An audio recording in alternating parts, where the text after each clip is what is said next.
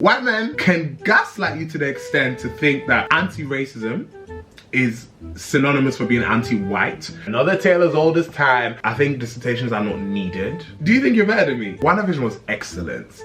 The fact that every single Friday our lives were changed. You guys are exactly nothing short but criminals. When I judge you, you will know it. Oh, I look dark as hell. This looks like a horror story situation. Not fun. Now hold on! I don't know if I like this light, guys. Okay, looks alright. Is this focused? This camera, ooh, okay. Come on, Canon. This will be my second time filming this video. Actually, let me give you guys a backstory before I actually start. I filmed it on Friday. It is now Saturday night. You're hopefully seeing this on Sunday at 7 p.m. To film this video and get it up in time. Will that be possible? Getting up in the morning, thinking about so many things. I just wish things would get better. I'm trying to get rid of them, but nothing seems to stay the same.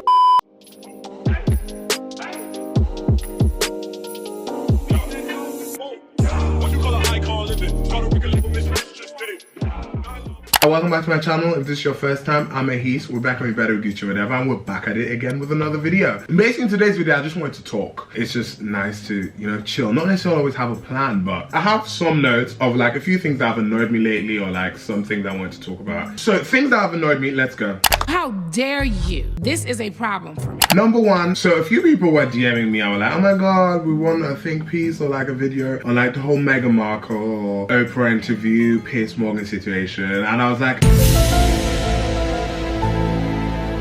I don't want to give a platform to misogynistic white men that are protected by establishments. So that's one. However, just for the purposes of like it being topical, the whole Piers Morgan thing, I kind of find it a bit funny. You know, look away from, I guess, the violence, because that's what it is. It is verbal violence that he inflicts on people in general. For me, I really found it funny when he tweeted us telling him, a white man, to shut the fuck up was racist abuse. And that is the horror of racism in Britain. The fact that white men can gaslight you to the extent to think that anti-racism is synonymous for being anti-white. This man was crying like a little child and walking off set. That I cannot but laugh. I just found this tweet really, really interesting because a lot of people are singling the issue out to be Piers, not knowing that this is a shared viewpoint. This is a shared viewpoint of Europe. Not just Britain, Europe. Racism is in France, racism is in Russia, racism is in Germany, racism is in Italy, racism is in England. This is normal. To say that, oh yeah, the racist abuse hurled at me. So racism is structural. White people have concocted this idea that you can be racist towards them. You can't exist as a non-dominant member of society and inflict racism onto dominant members of society, because racism is about power. Powers are at play here, and I as a black man don't have that power to be racist to Piers Morgan. I can call you a prick, and I said to shut the hell up, but I can't be racist towards you because I just don't have the tools. Fundamentally, me telling you to shut the fuck up does not take liberties away from you, does not put your life at risk. I just find it funny because one, he'll be fine, and that's the sad truth. Piers Morgan, interesting. Piers Morgan, PM, Prime Minister Boris Johnson. Hold on, y'all. I think I did something.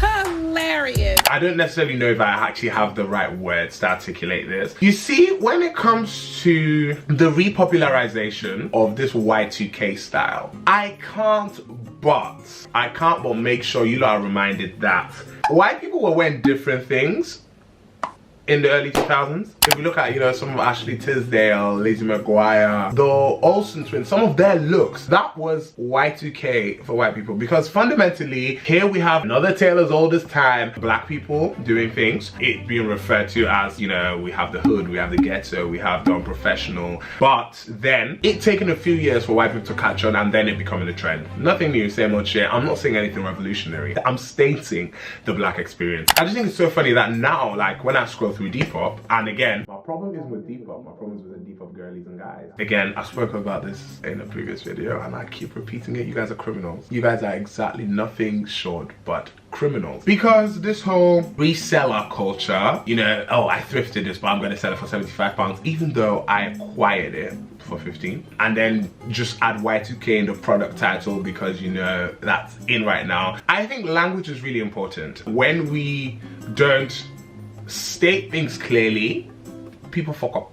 The simplest way to put it, liberties, because when Boris Johnson hops on national media with his hair looking like a hot damn mess. Oh my god, what is that? Totally, absolutely. On national television to address the nation and the world. But when I want to sit in the meeting with this, unprofessional, unkept, yeah, don't like that. Oh, you better make this place smell nice. That's why I bought you. You full of That's what you are. I've been on TikTok a lot. As much as I've really grown a certain love for the app, there's one specific group of people I want to call out. In particular, I would like us to focus on, I don't think I can even drag them because I think there's a certain genius to it. You see, the ones that have established themselves as TikTokers who dance, but not dancers. No, I love my dancer friends. But TikTokers who dance in front of tweets. Y'all are really onto something here because they're not doing anything. These tweets are on Twitter, thought of by other people that they have now screenshotted, found a random sound to just play, and there was, some people don't even dance, we just stand there. The TikToks do numbers, and I'm just thinking, why was my brain not on the same journey as them? Y'all literally just take tweets on Twitter, take it on TikTok, post it there, and you'll do why,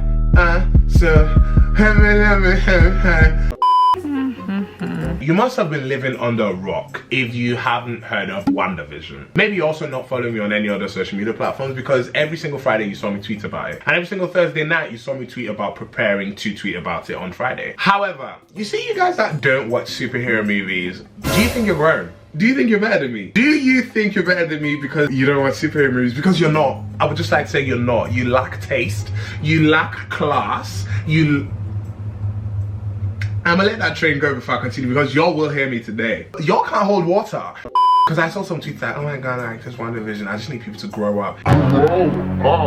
There's a certain level of maturity that is needed to understand the MCU. This hill, bury me on it. Bury me under it, actually. You will not sit here and tell me that one does not need an ability to critically analyze and assess multiple scenes to connect multiple storylines across various movies to understand an entire universe.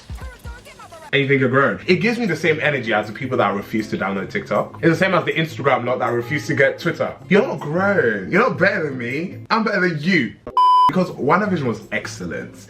The fact that every single Friday our lives were changed, because that's exactly what is life-changing. Disney Plus can have all my money. Also, you lot that are still holding on to DC, I am so sorry.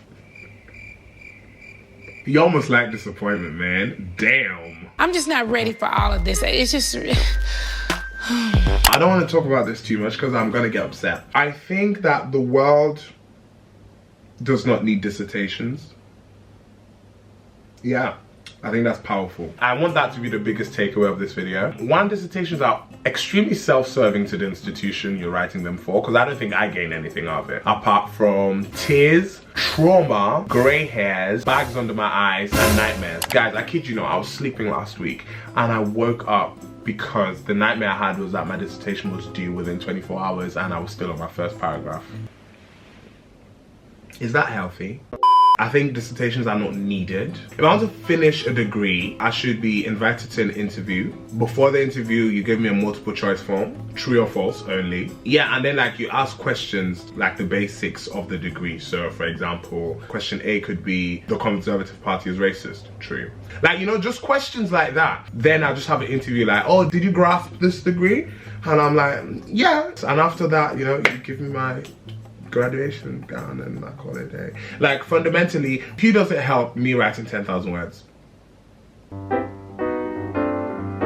Thank you. Nobody. Alright, cool. I'm believing it. Wow, I really started this video in a good mood and I feel like I've upset myself. This is my ability to like think myself into a bad mood. I don't think that's healthy. That's the end of this video. Thank you so much for watching this video. I hope you enjoyed it. Good vibes, good fun, and you know, spend some time with y'all. I'll see you guys again next week. Stay best, don't stress, never vex. You know how we do. I feel like I hate this lighting, but maybe I can edit around it. But yeah, anyway, until then, peace out, peace and love, peace and blessings, you know how we do, all that kind of stuff. And I'm just gonna walk out because I really don't know how to end this video anymore. I feel like I'm really out of practice. I've really been gone from this platform a while. Anyway, I'm gonna walk now. Actually, I'm just gonna walk all the way. Boom! Bitch, I'm a ghost. Haha.